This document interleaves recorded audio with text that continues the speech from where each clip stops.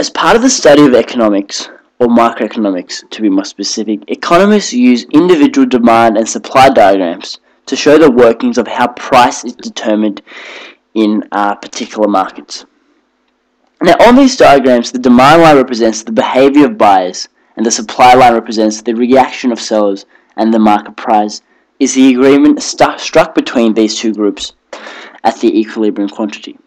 Now, for the purposes of this lecture, we will only focus on macroeconomic demand. So let's start off by defining what demand is. So demand refers to the quantity of a good or service that consumers are willing to purchase at any given price. So demand equals the quantity, and let's just denote that Q, of particular goods and services, so G plus S, consumers are willing to buy at any given price.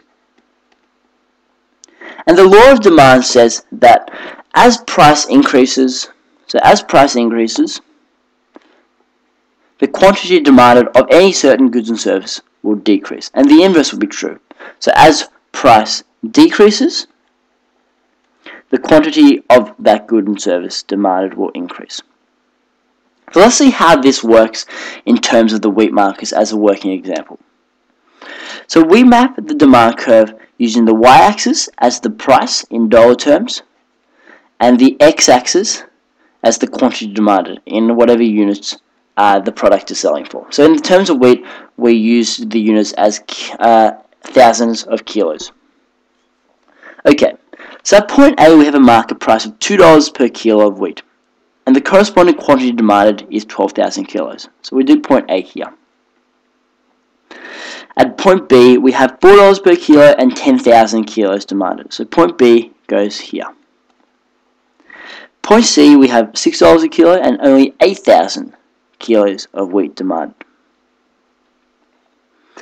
Point D we have an $8 per kilo of wheat and 6,000 kilos of wheat demanded. So point D goes there, and point E is $10 a kilo, and the corresponding quantity demanded is 4,000 kilos. Point E, and finally we have point F, where it is $12 per kilo of wheat, and the only corresponding quantity demanded for wheat is only 2,000 kilos. Point F. Now if we join the dots, we get a downwards sloping microeconomic demand curve. So the sloping is downward sloping.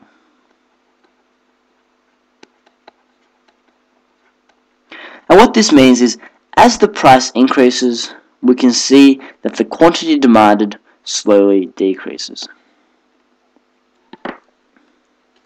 So let's examine what contractions and expansions are in terms of this graph. So at a high price, usually, so let's say we start off at point B, and the price increases from $4 to $8. This means that there is a contraction along the demand curve as point B moves to point D, and the quantity demanded moves from 10,000 kilos to only 6,000 kilos. So this is a contraction. So the blue line signifies a contraction in demand. And contractions only occur when the price of a certain goods and service change.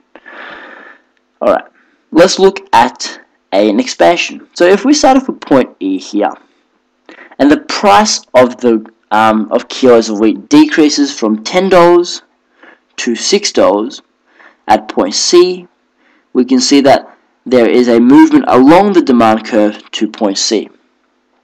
And what this means is that the quantity demanded of wheat increases from 4,000 kilos to 8,000 kilos.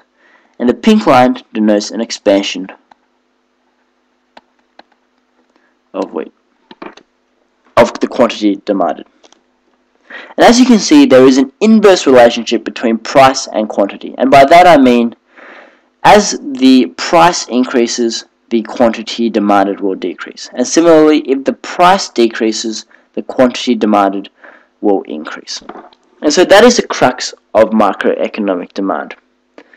In further lectures, we will start using macroeconomic demand and macroeconomic supply to determine where the market equilibrium is, so that all resources are allocated efficiently.